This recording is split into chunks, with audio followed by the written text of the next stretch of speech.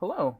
Today we're going to show you how to update your IMars Dual Charger to the latest version of our software. This latest version is going to help you be able to charge 1S batteries without the need of a balance board. Let's get started. The first thing you'll need is our charger software. You can download this from our website by simply looking up the IMars Dual Charger. In the IMars Dual Charger screen, you're going to go ahead and scroll down to the manual section. In that section, you'll find the software for download that you can go ahead and download. It is a zip file, keep that in mind, and when you download it, you'll be brought to the operation step screen, which is going to show you what steps are next.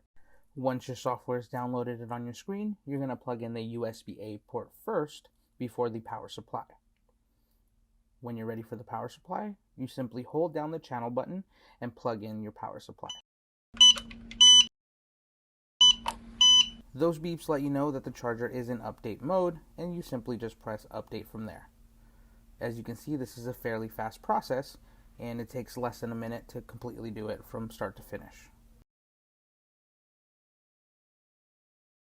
Now your charger is ready to go. Thank you so much for watching, and we hope to see you in the next video.